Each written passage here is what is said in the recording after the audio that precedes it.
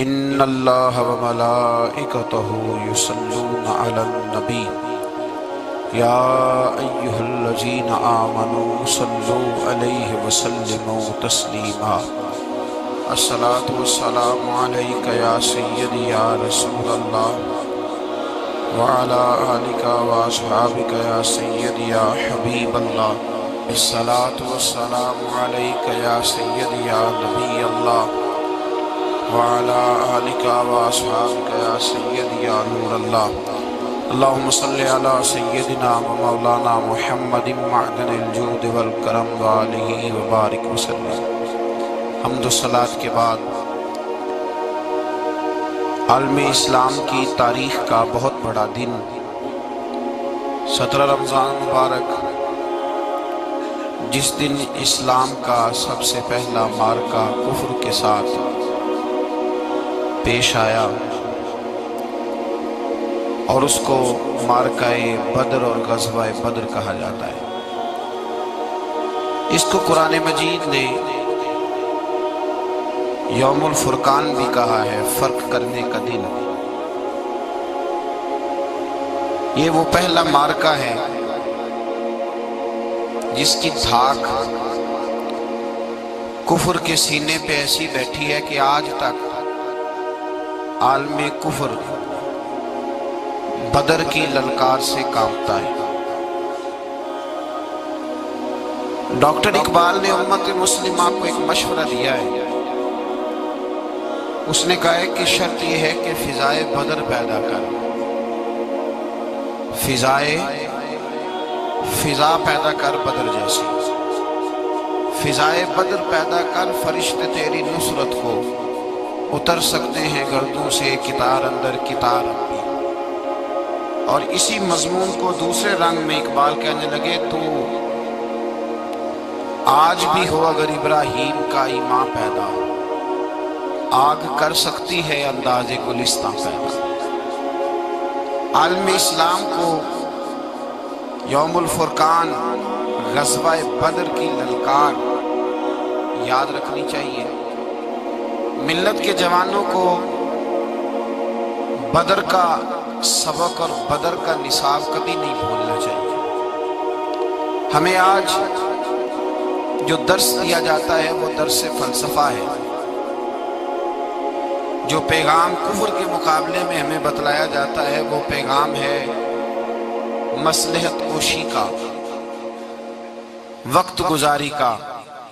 ابھی دیکھو غزوہ بدر کا پس منظر مسلمانوں کو یہ سبق دیتا ہے کہ جب فضا پیدا ہو جائے تو اللہ مدد کر دیا کرتا ہے۔ جب فضا پیدا ہو جائے تو پھر اللہ مدد فرماتا ہے۔ جب فضا پیدا ہو، جب مدد کی فضا ہی پیدا نہ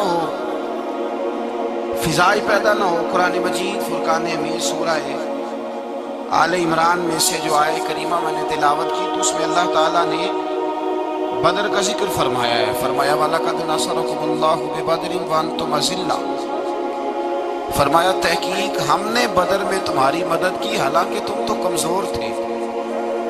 ہم نے بدر میں تمہاری مدد کی، تم تو کمزور تھے۔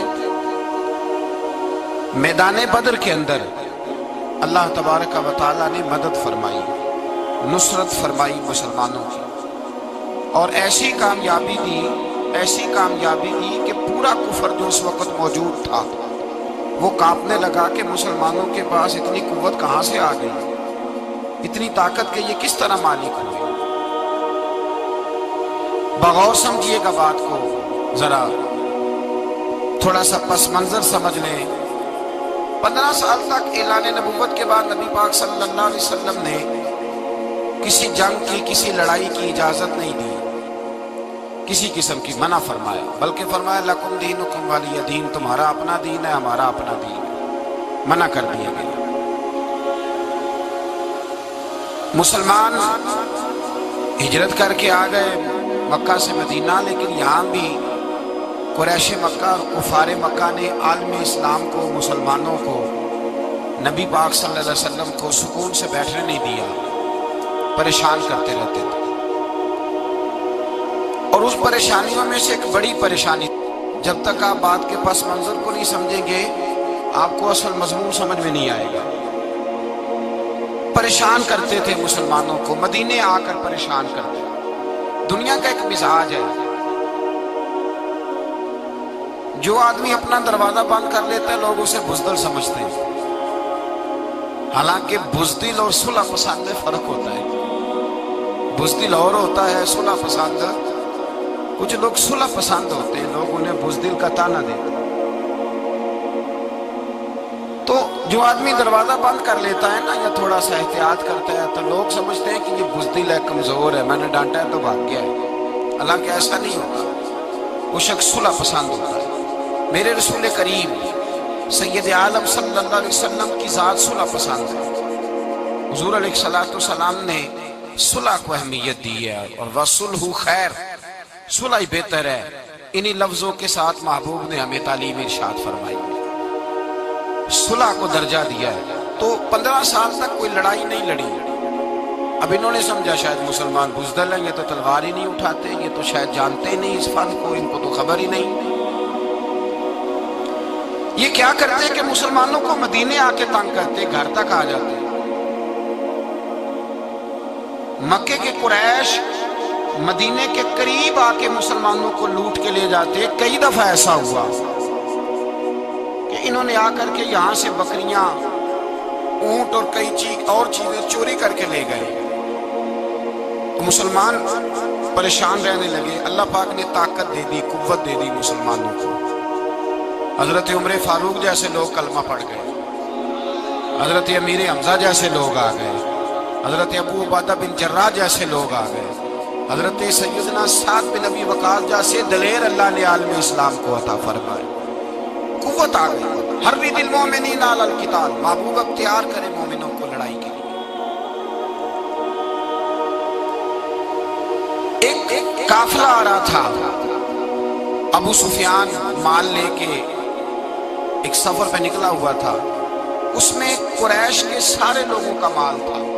اس زمانے میں بھی پارٹنر بن کے کاروبار ہوتا تھا، سارے مکے والے ایک بندے کوئی مال دے کے بھیج دیتے تھے، میرا بھی بیچ آنا، میرا بھی بیچ آنا، اور سال کے بعد ایک ہی جاتا تھا۔ سارے جا کے عرب کے جاہل معاشرے کے اندر بھی دھوکہ کرنا اور جھوٹ بولنا عیب سمجھا جاتا تھا، لوگ کسی کے پیسے پر نظر نہیں رکھتے تھے۔ یہاں معاذ اللہ لوگ کلمہ پڑھ کے اس بات کا خیال نہیں رکھتے کہ مال کس کا ہے اور ہم کس طرح سے اسے استعمال کرتے ہیں۔ تو ابو سفیان سب کا مال لے کے نکلے۔ جب یہ مدینے کے واپس آ رہے تھے نا، شام سے ہجرت کر کے مدینے کے پاس سے گزرنے لگے، تو اللہ کے رسول سید عالم علیہ السلام نے مسلمانوں سے کہا کہ چلو ہم بھی ان کا ایک قافلہ روک لیں، انہیں احساس دلائیں کہ تم ہمارے ساتھ زیادتی کرتے ہو تو بازو میں ہمارے بھی قوت ہے۔ اس ارادے کے ساتھ حضور نکلے۔ ابو سفیان بڑے تیز آدمی تھے، کسی نے خبر کر دی کہ وہ تو آ رہے ہیں تیرا قافلہ روکنے کے لیے۔ اب حضور سید عالم جب چلے مدینہ منورہ سے تو 313 لوگ حضور کے ساتھ تھے۔ کتنے جی؟ بولیے 313۔ تحقیق یہ ہے کہ 312 تھے، حضرت عثمان غنی کو شامل کیا گیا بدریوں میں، لیکن حضور انہیں چھوڑ گئے تھے، اس لیے کہ ان کی زوجہ اور نبی پاک کی پیاری صاحبزادی بڑی علی تھی، فرمایا تو میری بیٹی کے لیے رہ جا۔ تو 313 لوگ حضور لے کے نکلے، 6 زرہیں، 8 تلواریں، چند گھوڑے۔ خود رسول پاک صلی اللہ علیہ وسلم جس گھوڑے پہ تھے، گھوڑا ایک تھا، سواریاں 3 تھیں۔ حضرت مولا علی بھی تھے، جناب زید بھی تھے، نبی پاک بھی تھے۔ فرمایا کبھی تو بیٹھے گا، کبھی علی بیٹھیں گے، کبھی زید بیٹھیں گے، کبھی میں بیٹھوں گا۔ جب حضور کی پیدل چلنے کی باری آتی تو حضرت زید عرض کرتے حضور نہیں آپ بیٹھ جائیں، میں پیدل چلتا ہوں۔ حضرت علی کہتے حضور آپ بیٹھ جائیں، میں پیدل چلتا ہوں۔ تو حضور فرماتے تمہیں ثواب کی زیادہ ضرورت ہے، مجھے بھی تو ضرورت ہے نا۔ تو رسول کائنات سید عالم صلی اللہ علیہ وسلم بھی پیدل چلتے، یہ تھوڑا سا سامان لے کے نکلے۔ ابو سفیان کو اطلاع ہو گئی کہ وہ تو آ رہے ہیں۔ ابو سفیان نے ایک آدمی کو دوڑایا۔ اس زمانے میں جب کوئی بری خبر دینی ہوتی تھی تو وہ آدمی اپنے کان میں سوراخ کرتا تھا، لہو نکال لیتا تھا۔ وہ جس آدمی کو بھیجا اس نے اپنے کانوں سے لہو نکالا، اپنے اونٹ کے کان کاٹ ڈالے۔ چیخے مارنے لگا، مکے والوں دوڑو، مسلمانوں نے تمہارا قافلہ لوٹ لیا ہے، بھاگو۔ اب وہ تو پہلے دلیر تھے کہ یہ ہم سے چھپتے پھرتے ہیں شاید معاذ اللہ۔ انہوں نے کیا کیا کہ 1000 کا لشکر، ہر آدمی کے پاس گھوڑا، ہر آدمی کے پاس تلوار، نیزہ، سارے عتبہ، عتیبہ، شیبہ، ابو البختری، امیہ بن خلف، ابو جہل، سارے اکٹھے ہو کے آئے اور نکلے میدان بدر کی جانب۔ ادھر ابو سفیان اس آدمی کو بھیج کے تو دریا کے رستے ہی بدل گیا، مدینے کے رستے آیا ہی نہیں، خود بچ گیا۔ اور جب بچ کے نکلا نا تو اس نے ایک آدمی بھیجا کہ قافلہ محفوظ ہو گیا ہے، تم لوگ فکر نہ کرو۔ اس نے جا کے پیغام دیا ابو جہل کو کہ ابو سفیان کہتا میں بچ گیا ہوں، مجھے کوئی خطرہ نہیں، اب تم لوگ کسی قسم کی تکلیف نہ کرو، تکلف نہ کرو، واپس چلے جاؤ۔ ابو جہل کہنے لگا نہیں، اب تو ہم واپس نہیں جائیں گے، اب تو ہم ان کا کچھ کر کے ہی جائیں گے۔ سمجھ آ رہی ہے میری باتوں؟ پس منظر سمجھ میں آ رہا ہے، اب نہیں واپس جانا، نکلے ہیں تو کچھ کریں گے۔ اب جب میدان کے اندر آنے کے لیے تیاری ہو رہی ہے، ادھر سے پتہ چل گیا، نبی پاک صلی اللہ علیہ وسلم کو اطلاع ہوئی کہ ابو سفیان تو اپنا لشکر بچا کے، قافلہ بچا کے لے گئے، لیکن قریش بضد ہیں آنے کے لیے۔ نبی پاک صلی اللہ علیہ وسلم نے ایک جگہ پہ تمام مسلمانوں کو جمع کیا۔ یہ بات قابل غور ہے۔ حضور نے فرمایا بھی 1000 کا لشکر اسلحے سے لیس ہو کے آ رہا ہے، تم 313 ہو، تمہارا ارادہ کیا ہے؟ نہ تمہارے پاس زرہیں ہیں، نہ تلواریں ہیں، نہ تمہارے پاس نیزہ ہے، نہ تیر ہے، کیا کرنا ہے؟ صحابہ کرام علیہم رضوان فرماتے ہیں جب نبی پاک صلی اللہ تعالی علیہ وسلم نے مشورہ لیا نا تو سب سے پہلے جو شخصیت اٹھی وہ حضرت ابوبکر صدیق کی ذات تھی۔ جناب صدیق اکبر اٹھے، عرض کرنے لگے محبوبہ بات ہی کوئی نہیں، آپ حکم کریں، ہم تو بڑی دیر سے تیار بیٹھے۔ حضرت عمر کہنے لگے حضور میں تو تھک گیا ہوں انتظار کر کر کے۔ اور شیر خدا مولا کائنات علی المرتضیٰ رضی اللہ تعالیٰ عنہ کہنے لگے محبوبہ زنگ لگ گیا میری تلوار کو، زنگ لگ گیا، کوئی موقع ملے دیواریں ہلتی رہتی ہیں اور در کانپ جاتا ہے، علی کا نام سن کے اب بھی خیبر کانپ جاتا ہے۔ فرمایا حضور زنگ لگ گیا، مہربانی کریں، جلدی کریں، ہم تو تیار بیٹھے۔ حضور نے پھر توجہ کی، نبی پاک صلی اللہ تعالیٰ علیہ وسلم نے پھر توجہ کی، تو یہ تو سارے وہ بول رہے ہیں جو میرے ساتھ مکے سے آئے ہوئے ہیں، مدینے والے بھی تو بولے نا۔ تو مدینے والوں میں سے حضرت مقداد اٹھے، حضرت مقداد رضی اللہ تعالیٰ عنہ، اور اٹھ کے عرض کرنے لگے یا رسول اللہ آپ کا اشارہ ہماری جانب ہے؟ حضور نے فرمایا ہاں تمہاری جانب ہے۔ تو کیا خوبصورت جواب ہے، اور کیا انداز تکلم ہے، اور کیا گفتگو بے حسن ہے، اور کیا پس منظر ہے، اور کیا دلیل ہے، اور کیا تاریخ کا مطالعہ ہے۔ حضرت مقداد کہنے لگے یا رسول اللہ ہم کوئی حضرت موسیٰ علیہ السلام کی قوم نہیں کہ آپ سے کہیں گے آپ لڑے یا آپ کا خدا لڑے۔ یا رسول اللہ ہم خشکیوں میں بھی لڑیں گے، دریاؤں میں بھی لڑیں گے، ہم خشکیوں دشت تو دشت ہیں، صحرا بھی نہ چھوڑے ہم نے، اور بحر ظلمات میں دوڑا دیے گھوڑے ہم نے۔ کہا حضور ہم وہ نہیں ہیں جو آپ سے کہیں گے آپ لڑے اور آپ کا خدا لڑے، ہم تو تیار ہیں، آپ جلدی کریں۔ پھر حضرت سعد اٹھے، سعد بن عبادہ رضی اللہ تعالیٰ عنہ اٹھے اور کیا خوبصورت عرض کیا، کہا یا رسول اللہ کس سے لڑنا ہے؟ حضور بولیے ذرا یا رسول اللہ۔ حضور نے فرمایا قریش مکہ سے۔ تو صحابی کا وجد دیکھیے گا، انداز دیکھیے گا، کہنے لگے حضور سنا ہے جن نظر نہیں آتے، دیو نظر نہیں آتے، سنا ہے دکھائی نہیں دیتے، محبوبہ آپ حکم کرے میں تو جنوں سے بھی لڑنے کے لیے تیار ہوں، میں تو ان دیکھی جگہوں پہ تلواریں چلا جاؤں گا، نبی کا حکم ہو تو کود جائیں ہم سمندر میں، جہاں کو محو کر دے نعرہ اللہ اکبر میں۔ یا رسول اللہ حکم کریں کس سے لڑنا ہے؟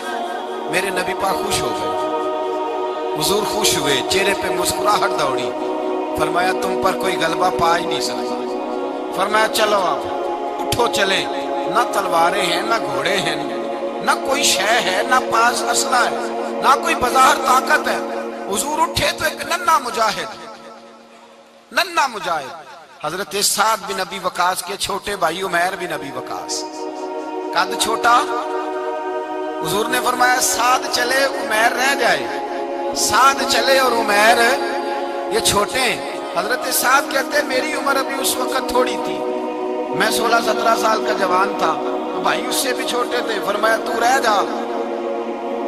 اللہ اکبر۔ تو کہتے ہیں دیکھو عمر دیکھو، اور منانے کا انداز کیا ہے، جا رہے ہیں جہاد کے لیے، تو بچہ رو نہیں پڑتا گھر میں۔ حضرت عمیر رونے لگے، کہنے لگے نہیں نہیں میں نے بھی جانا ہے۔ رونا کہاں جانا ہے بھائی؟ کوئی کھیلنے جا رہے ہیں، کوئی کھیلنے جا رہے ہیں، سیر کو جا رہے ہیں، کوئی جو ہے وہ کسی تفریح کے لیے نکل رہے ہیں، نہیں میں نے بھی جانا ہے۔ حضور نے فرمایا بیٹے تلواروں کی چھاؤں پہ جا رہے ہیں، وہاں گرجدار آوازیں ہوں گی، وہاں سینے کٹیں گے، گردنوں پہ ضرب لگے گی۔ حضرت عمیر بن ابی وقاص نے نا اپنی ایڑیاں اٹھا لی، پنجوں کے بل کھڑے ہو گئے، کہنے لگے سونیا میں گردن کٹانے کو تیار ہوں۔ تو حضور نے فرمایا تیرا بڑا بھائی چلا جو ہے۔ حضرت عمیر کہنے لگے حضور قد میں بڑا ہے، طاقت میں نہیں بڑا، قد میں بڑا ہے طاقت میں، کہا یہ قد میں بڑا ہے جسامت میں بڑا ہے، طاقت میں نہیں بڑا۔ حضور نے فرمایا کیسے پتا چلے گا؟ کہا حضور کشتی کرا لے، کشتی کرا لے۔ چشم فلک نے عجیب نظارے دیکھے، محبوبہ کشتی کرا لے۔ حضور نے فرمایا کرو کشتی، کرا لیتے، کرو کشتی۔ کشتی شروع ہوئی، سبحان اللہ کیسی عجیب اور منفرد کشتی ہے۔ حضرت سعد بن ابی وقاص رضی اللہ تعالیٰ عنہ کہتے ہیں میرا بھائی پہلوان کشتی سے پہلے گلے ملتے ہیں نا، کہتے ہیں گلے ملنے آئے تو حضرت عمیر میرے کان میں کہنے لگے تیرا تو نمبر لگ ہی گیا ہے، اور محبوب جسے قبول کر لے پھر اسے درگزر، اسے رد نہیں کرتے، تیرا تو لگ گیا ہے، تو یار چل تھوڑی دیر کے لیے گر جا بھائی، جو ہوا چل تھوڑی دیر کے لیے گر جا، میں بھی سلیکٹ ہو جاؤں گا، تیرا کیا بگڑے گا؟ قربان جائے۔ امام زرقانی کہتے ہیں نبی پاک کی آنکھوں میں آنسو آ گئے، حضور نے بات سنی تو رو پڑے، فرمایا ہم پر بھی کوئی غلبہ پا سکتا ہے؟ جس قوم کے 14 سال کے بچے لڑنے کو تیار ہوں انہیں کوئی گرا سکتا ہے؟ تو فضائے بدر پیدا کر، فرشتے تیری نصرت کو اتر سکتے ہیں گردوں سے، کتار اندر کتار۔ اب بھی تھوڑی دیر کے لیے بھائی آپس میں لڑے، گتھم گتھا ہوئے، پھر بڑا گر گیا، چھوٹا پشت سینے پہ سوار ہو گیا۔ میرے رسول پاک نے فرمایا چلو بھئی تمہارا دونوں کا جانا ہی مقبول ہو گیا ہے، چلو۔ یہ انداز تھا نہتے 313 بشر شوق شہادت میں۔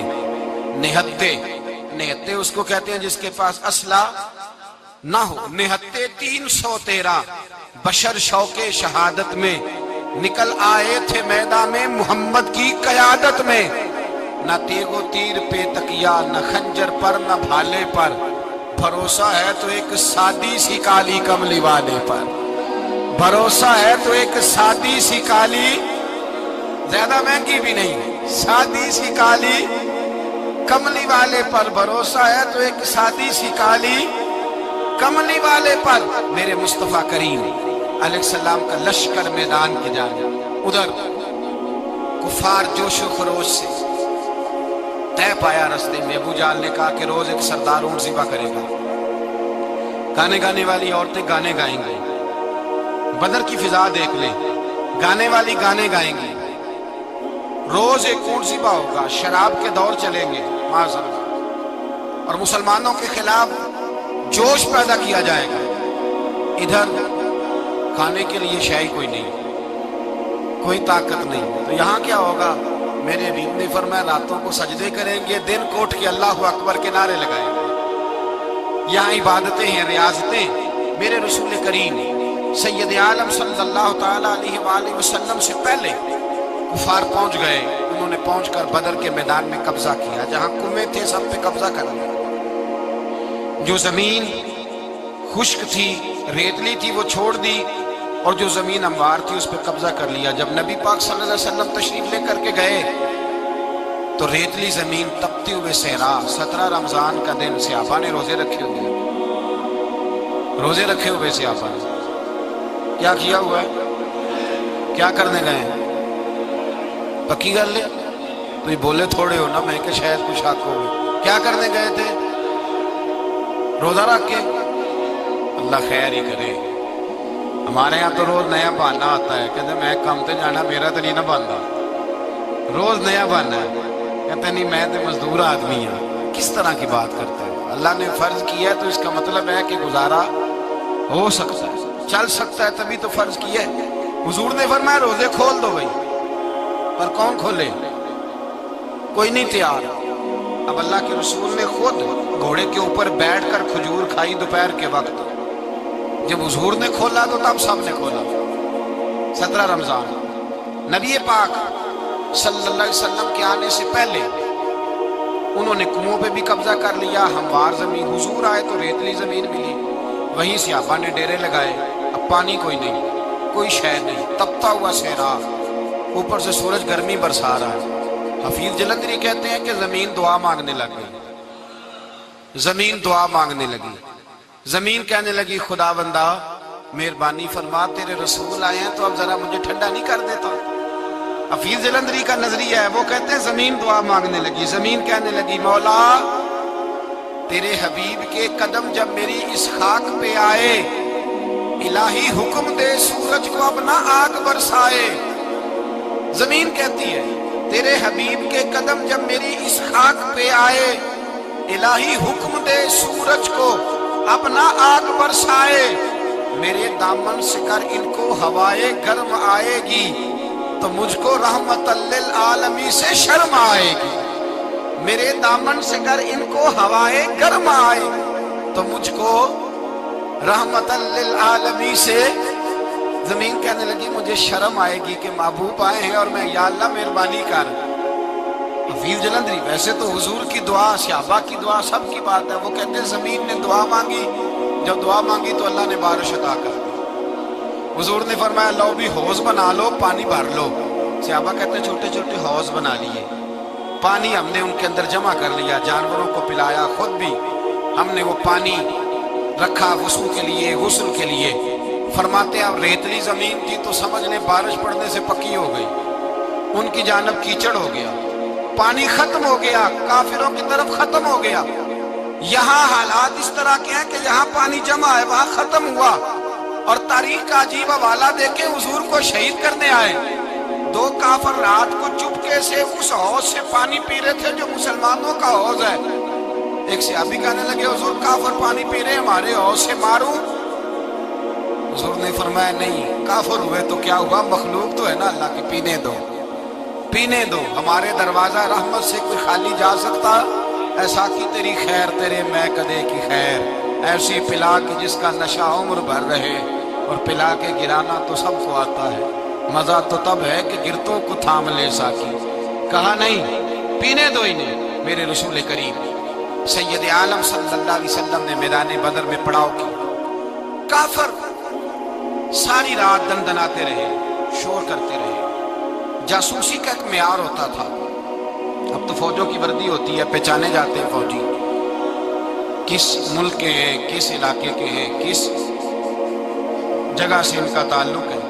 اس زمانے میں کوئی وردی نہیں ہوتی تھی، ہر قبیلے کا آدمی ہوتا تھا تو لوگ گھس جاتے تھے، جاسوسی آسان ہوتی۔ آئے رات کا وقت ہے تو کچھ جاسوس بھیجے ابو جہل نے، کہا پتہ کر کے آؤ بندے کتنے، اسلحہ کتنا ہے، جوان کتنے، بوڑھے کتنے، ان کا انداز کیا ہے، سارا معلومات کر کے آؤ۔ کفر کی جو معلومات ہیں اس پر ذرا غور کریں۔ اب وہ شخص آیا، جا کے ابو جہل سے کہنے لگا 313 ہیں، 6 زرہیں اور 8 تلواریں، کوئی کھانے پینے کا سامان نہیں، اور کچھ بچے بھی ہیں، کچھ بوڑھے بھی ہیں، عمیر بن ابی وقاص بھی ہیں، ابو عبیدہ بن جراح جیسے بوڑھے بھی ہیں، کچھ لمبا چوڑا انتظام کوئی نہیں۔ ابو جہل بڑا کھل کھلا کے ہنسا، جاسوس واپس آئے نا تو کھل کھلا کے ہنسا، کہنے لگا اس طرح کرو کہ جنگ کرنے کی ضرورت نہیں، انہیں نا صبح سب کو گھوڑوں کی پشتوں پہ باندھ کے نا تو لے چلتے ہیں مکے، وہاں جا کے دیکھیں گے ان کا کیا کرنا ہے، ان کو باندھ لو گھوڑوں کی اونٹوں کی پشتوں پر تو وہاں جا کے دیکھیں گے۔ جب یہ بات کی تو جاسوس کہنے لگا ٹھہر جا، پوری بات تو سن لے میری، پوری سن تو لے، تبصرہ تم نے شروع کر دیا ہے۔ اس نے کہا چل سنا پوری۔ اس نے کہا ہے 313 پر سارے سر پہ کفن باندھ کے آئے ہوئے ہیں، ہے 313 پر بچے سے لے کر بوڑھے تک میں جس کو پاس بھی گیا ہوں وہ مصلی پہ بیٹھا ہے اور شہادت کی دعا مانگ رہا ہے۔ مصلی پہ شہادت ہے، مطلوب و مقصود مومن نہ مال غنیمت نہ کشور کشائی ہے تھوڑے، پر آئے مرنے ہیں، جان دینے آئے ہیں، واپس جانے کا ارادہ کوئی نہیں کسی کا بھی، آئے سارے حضور کے نام پر قربان ہونے۔ ابو جہل ساری رات شراب پیتا رہا، مغویہ گانے گانے والی عورتیں ساری رات گانے گاتی رہیں، اور ادھر انداز بڑا نرالا ہے۔ حضرت ابو بکر صدیق رضی اللہ تعالیٰ عنہ فرماتے ہیں کہ صحابہ نے مشورہ کیا کہ نبی پاک صلی اللہ تعالیٰ علیہ وسلم کی طرف سب سے پہلے توجہ کریں گے کافر، حضور کے لیے کسی محفوظ جگہ کا بندوبست کیا جائے۔ ایک چھپر، ایک عریش، ایک جھونپڑی پہاڑ کے اوپر بنا دی گئی حضور کے لیے۔ مولا علی شیر خدا خود فرماتے کہتے ہیں سب سے مشکل کام اس جھونپڑی کی حفاظت کرنا تھا، اس چھپر کی، عریش کی جس میں حضور تھے۔ جب نبی پاک نے فرمایا نا میرا پہرا کون دے گا، تو کہتے ہیں ابو بکر صدیق تلوار لے کے کھڑے ہو گئے، کہنے لگے سونیا ضرورت ہی کوئی نہیں، میں جو حاضر ہوں۔ تو حضرت علی فرمایا کرتے تھے بتاؤ جو فرعون کے سامنے کھڑے ہوئے وہ زیادہ دلیر تھے یا ابو جہل کے سامنے جو کھڑے ہوئے دلیر ہیں؟ تو حضرت ابو بکر صدیق فرماتے میں پہرے پہ تھا، کافر شرابیں پی رہے تھے اور نبی پاک ساری رات عبادت کرتے رہے، ساری رات حضور نے رو کے گزاری۔ کہا اے اللہ، کیا لفظوں میں حسن ہے کہ اے اللہ میرے پاس یہ 313 کل تھے، میں لے کے آ گیا، اگر آج یہ ختم ہو گئے تو بتا قیامت تک کون تیری عبادت کرے گا؟ اے اللہ یہ 313 ہی تھے جو میں لے آیا، مہربانی فرما۔ ساری رات دعا ہوتی رہی، ساری رات حضور دعا کرتے رہے۔ پہلے حکم آیا کہ 1000 فرشتہ بھیجا ہے، پھر اے محبوب چل 3000 بھیجے، پھر اللہ نے کہا محبوب میں نے 5000 بھیجے۔ حضرت علامہ ہزاروی کہا کرتے تھے کہ نہیں، رب کریم نے فرمایا 5000 بھیجے، تو محبوب نے کہا نہیں نہیں مولا اس طرح نہیں، میرے فرشتے نہ بھیج، تیرا وعدہ تھا میں بھی آؤں گا، تیرا وعدہ تھا میں بھی آؤں گا۔ اور وہ اپنے انداز میں فرمایا کرتے تھے سانو کل کے وچ میدان بدر تے آپوں بہ رہے ہیں یار کنارے آتے، تیرا وعدہ تھا میں بھی آؤں گا۔ تو پھر حکم ہوا قرآن میں انی معکم، محبوب میں بھی تیرے ساتھ ہی ہوں، محبوب میں بھی تیرے، خدا خود میر مجلس بود۔ سارے بولیے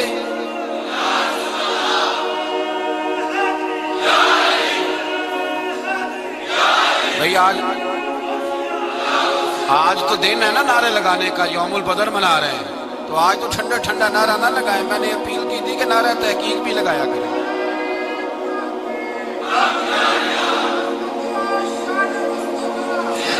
تو بھائی یہ یاد رکھیں، سمجھے اس بات۔ فرمایا حضرت ابو بکر صدیق فرماتے ہیں پہلے 1000 پھر 3000 پھر 5000 فرشتے آئے، اور جوک در جوک فرشتے آئے۔ کہتے ہیں سرکار ساری رات روتے رہے، ساری رات، تیرے صرف اسلحے سے ہی اللہ کی مدد نہیں آئے گی، تو نے ایٹم بم بنا لیا اور توفیق عید کی نماز کی بھی نہیں، اس سے تھوڑی مدد آئے گی۔ میرے مصطفیٰ کریم سید عالم صلی اللہ علیہ وسلم نے فرمایا امت کو درس دیا، اسلحہ بھی جمع کرنا، طاقت بھی اکٹھی کرنا، صفیں بھی بنانا، اپنے اندر اتحاد بھی پیدا کرنا، لیکن اگر تم نے کفر پر غلبہ حاصل کرنا ہے تو اس کے لیے خدائی مدد کی ضرورت ہو۔ اگر تم سے اللہ کی مدد روٹھ گئی تو جتنے مرضی اسلحے جمع کرتے پھرو، جتنی مرضی طاقتیں اکٹھی کرتے پھرو، تو جس قدر مرضی تم ایٹم بم بناتے پھرو، جب خدائی مدد ہی تمہارے ساتھ نہیں تو کیسے نظام چلے گا؟ تو حضرت ابو بکر صدیق فرماتے ہیں ساری رات، حتیٰ کہ میں بے چین ہو گیا، حضور سجدے میں تھے تو میں حضور کے اوپر لیٹ گیا، میں نے کہا محبوب بس کریں، اٹھ کے دیکھے تو صحیح میرے اللہ نے کتنی مدد نازل فرما دی۔ صبح رسول پاک تشریف لائے، صحیح مسلم، ابو داؤد، کتابوں کے نام یاد رہیں گے۔ حضرت انس بن مالک حدیث کے راوی ہیں، کہتے ہیں حضور اٹھے اور ایک دن پہلے چھڑی لے کے میدان میں آئے، ایک دن پہلے اٹھے، دیکھو میرے محبوب کے علم کی شان۔ میرے اعلیٰ حضرت فرماتے ہیں اور کوئی غیب تم سے نہا ہو بھلا جب خدا ہی نہ چھپا رہا، اور کوئی غیب تم سے نہا ہو بھلا جب خدا ہی نہ چھپا رہا، تم پر کروڑوں درود۔ اور ہمارے ایک شیخ تھے علامہ تحسین رضا صاحب رحمۃ اللہ علیہ، ان کا بڑا خوبصورت شعر ہے، وہ فرمایا کرتے تھے علم غیب رسول کے منکر اس حقیقت کو بھول جاتے ہیں، غیب مانا کہ راز ہے لیکن راز اپنوں سے کم چھپاتے ہیں۔ راز مانا، غیب مانا کہ راز ہے لیکن راز اپنوں سے کم چھپاتے ہیں۔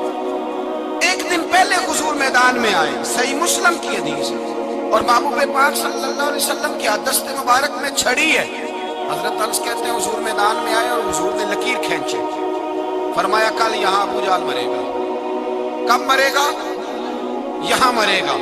فرمایا یہاں عتبہ مرے گا، یہاں عتبہ مرے گا، یہاں ولید مرے گا۔ حضرت انس فرماتے ہیں میری لکیروں پہ نظر تھی، لوگ جنگ لڑتے رہے، میں لکیریں دیکھتا رہا۔ اللہ کی عزت کی قسم جہاں حضور نے چھڑی رکھی تھی، جو مرا وہی آ کے مرا ہے، جو مرا ہے وہی آ کے، جو دن کو کہہ دیا دن ہے تو دن نکل آیا، جو شب کو کہہ دیا شب ہے تو رات ہو کے رہی۔ خدا نے ان کی زبان کو وہ اختیار دیا، جو نکلی منہ سے ان کے وہ بات ہو کے رہی۔ فرمایا جہاں حضور نے چھڑی رکھی تھی، جو مرا ہے وہیں آ کے مرا ہے میرے رسول کریم۔ سید عالم صلی اللہ تعالی علیہ وسلم نے اگلے دن صبح اٹھ کے صف بندی بنوائی۔ حضور نے اپنے ہاتھ کے اندر چھڑی لے لی، فرمایا چلو ابھی صفے سیدھی کرو۔ کیا کرو؟ کرانی چاہیے نا صفے سیدھی، ہمیں کر بھی لینی چاہیے نا۔ حضور نے فرمایا تم صفے سیدھی کرو، اللہ تمہارے دل سیدھے کر دے۔ تو یہاں سیدھے کرانے والے ہوتے ہیں، کرنے والا میرے نبی پاک صلی اللہ علیہ وسلم نے فرمایا جب تم نماز کے لیے صفے سیدھی کرتے ہو تو رب تو تمہیں دیکھ کے مسکراتا ہے، جو اس کی شان کے لائق ہے۔ حضور صفے سیدھی کرا رہے تھے۔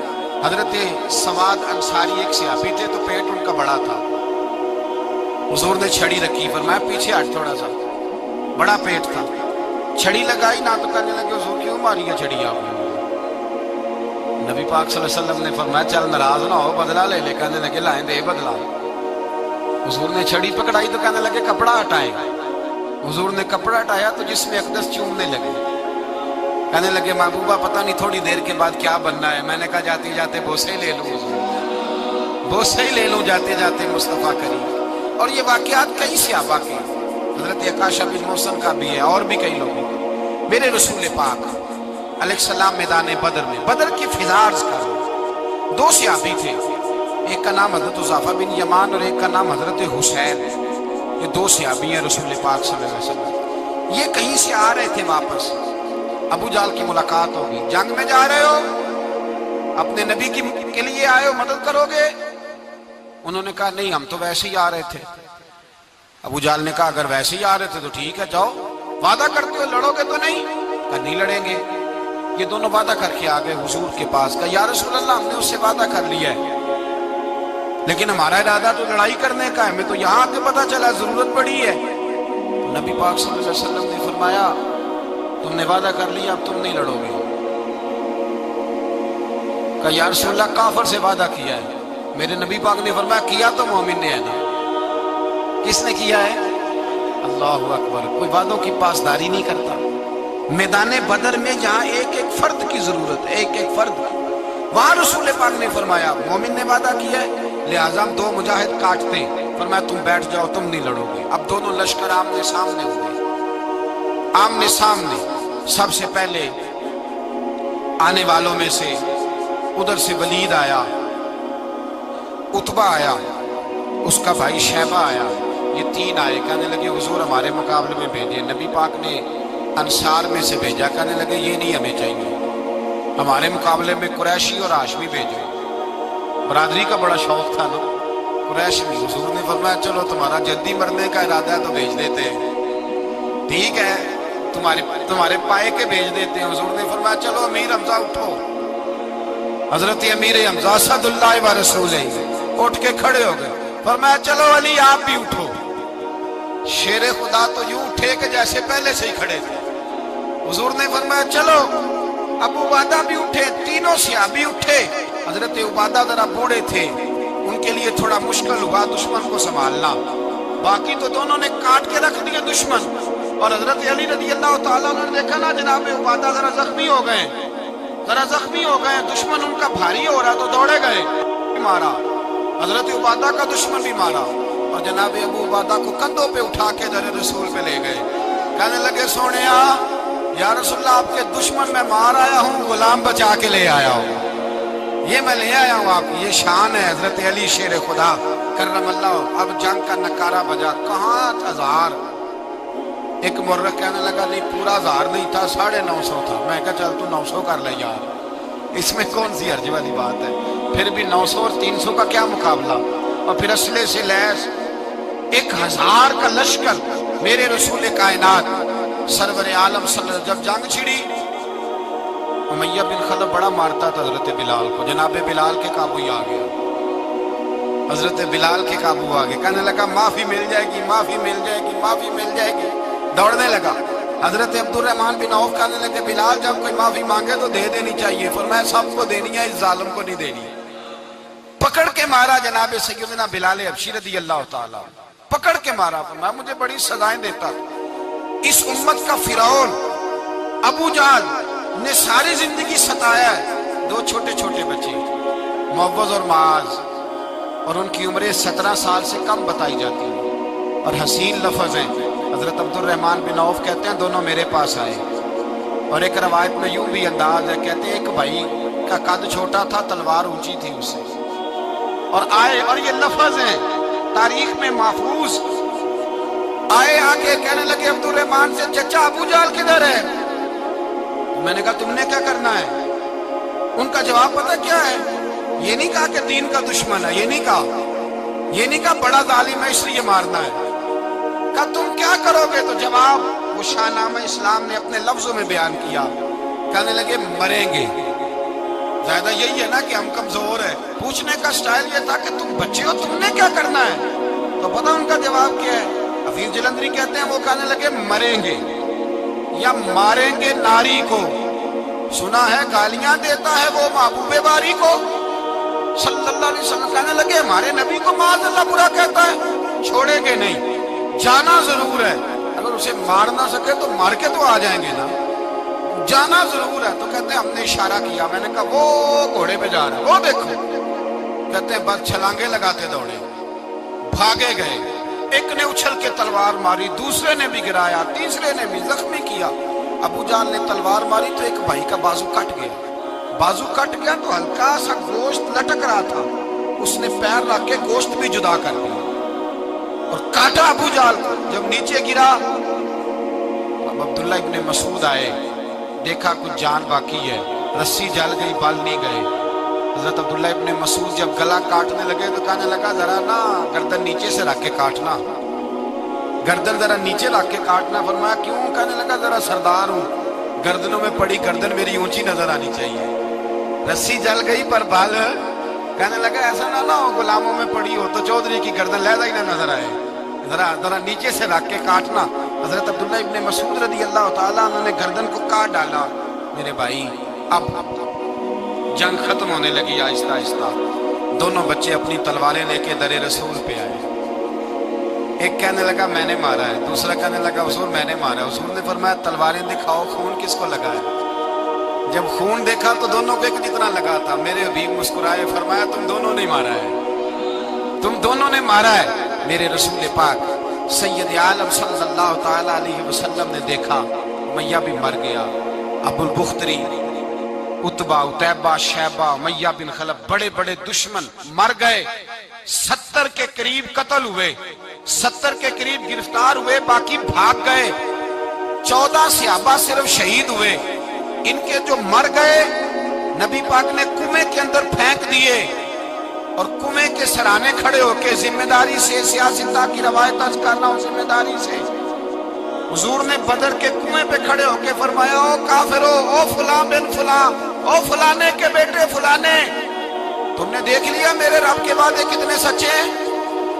حضرت عمر کہنے لگے حضور مردوں سے آپ باتیں کر رہے ہیں؟ تو نبی پاک نے فرمایا عمر جتنا تم سن رہے ہو اتنا یہ بھی سن رہے ہیں، اگر کافر سن سکتے ہیں تو داتا علی اجمیری نہیں سن سکتے؟ اگر کافر سن سکتے ہیں تو معین الدین اجمیری نہیں سن سکتے؟ کہاں بیٹھ کے تو عقیدہ پڑھتا رہا ہے؟ اگر مشرکوں بے ایمانوں کا آواز آتی ہے تو کیا حضرت ابو ہریرہ اپنی قبر میں نہیں سنتے؟ غوث اعظم جیلانی نہیں سنتے؟ میرے اعلیٰ حضرت کا عقیدہ ہے، وہ فرماتے ہیں واللہ وہ سن لیں گے، اور فریاد کو پہنچیں گے ہم۔ اتنا تو ہو کوئی فریاد کرے دل سے، اتنا تو ہو کوئی فریاد کرے دل سے۔ اور اگر کافر اور بے ایمان کنویں میں گرا سن سکتا ہے تو کیا آمنہ کا لال اپنے مزار میں نہیں سن سکتے؟ کہاں سے لوگ عقیدہ لے آتے ہیں؟ میرے نبی پاک نے فرمایا سنتے ہیں۔ سلام دیتے ہو جب قبرستان جاتے ہو؟ کیا کہتے ہو؟ سلام کس کو کہا جاتا ہے؟ اس کو کہا جاتا ہے جو وعلیکم السلام کہے، اس کو کہا جاتا ہے جو وعلیکم السلام کہے۔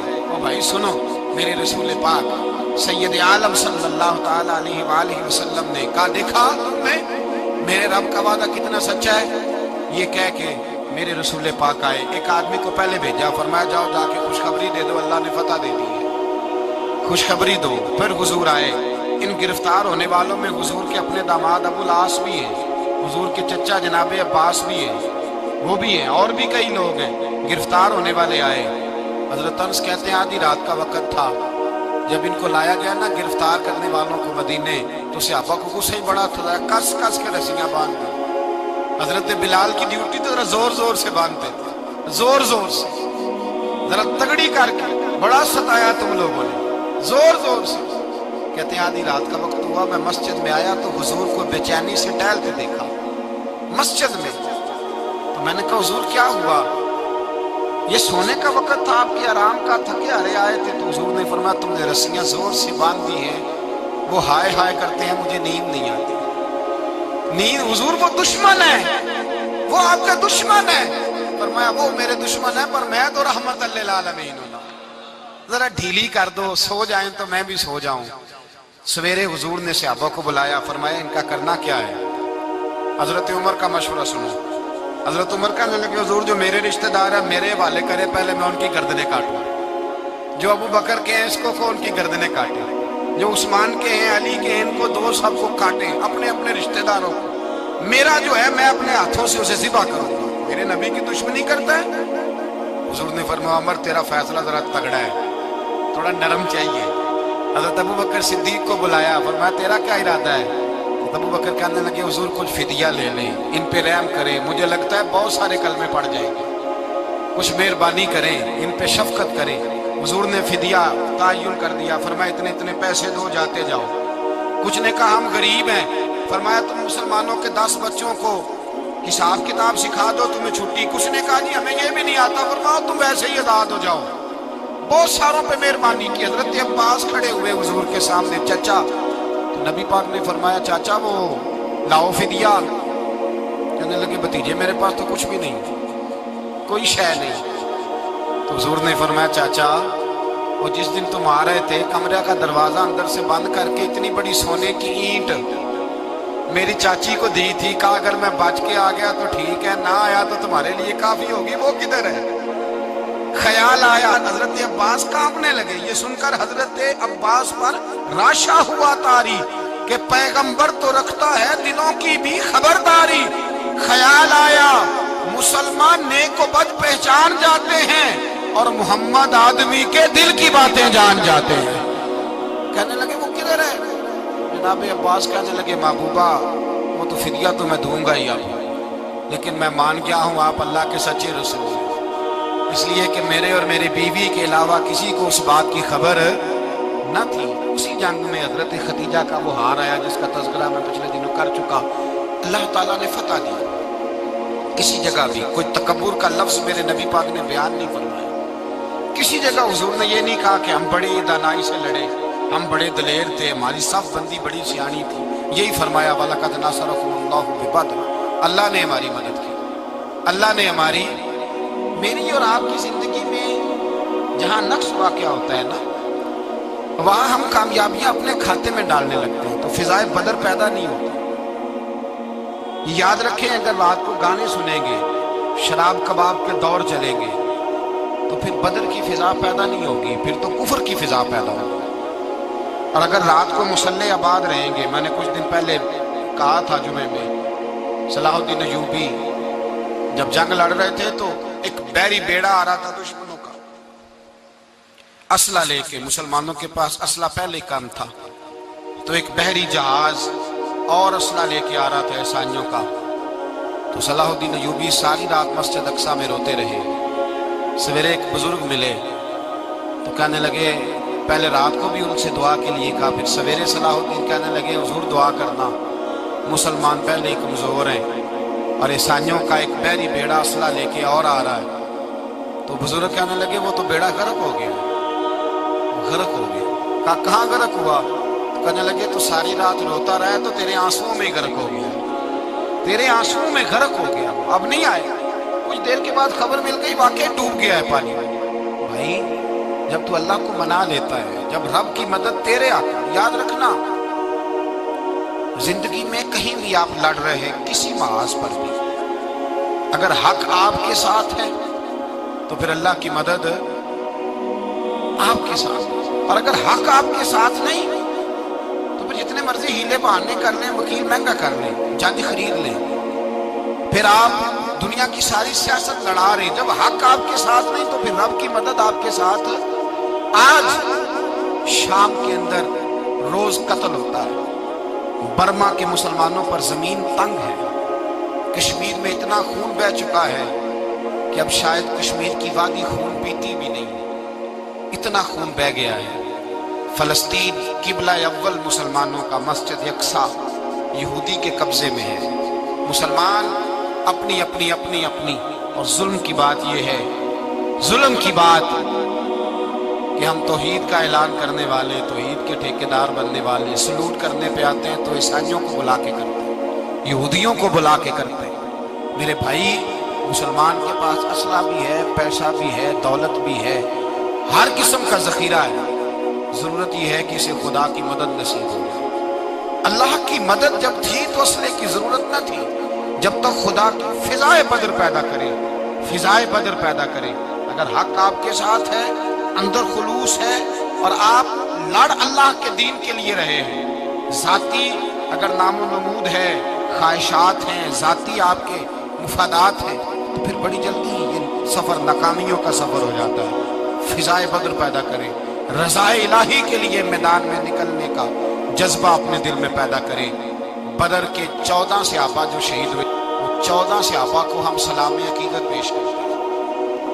ان 14 کے لوگوں کو شاید نام بھی نہ آتے ہوں، لیکن اسلامی تاریخ میں انہوں نے ایسا حسن بھرا ہے، ایسا حسن بھرا ہے کہ کافر آج بھی بدر کے نام سے کامتا ہے۔ نام نہ بنائیں دین کے معاملے میں، کام کریں، جو کام کرتا ہے اللہ اس کا نام بنا دیتا ہے۔ کام کریں اور کبھی بھی دین کی نصرت کے لیے جب نکلیں اپنے آپ کو آگے نہ کریں، دین کو آگے رکھیں۔ بدر والوں نے دین آگے رکھا تھا، اللہ نے انہیں کامیابی دی۔ جب سے نام آگے رکھنے، آج پوری امت مسلمہ میں صرف صدارت کا چکر ہے، کون ملک آگے لگے گا، کون آگے بڑھے گا۔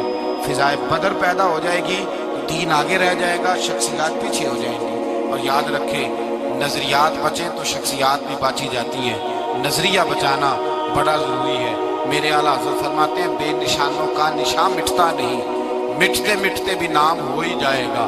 تو فضائے بدر پیدا کر، فرشتے تیری نصرت کو اتر سکتے ہیں گردوں سے، کتار اندر کتار اب بھی، اور آج بھی ہو اگر ابراہیم کا ایمان پیدا تو آگ کر سکتی ہے انداز گل۔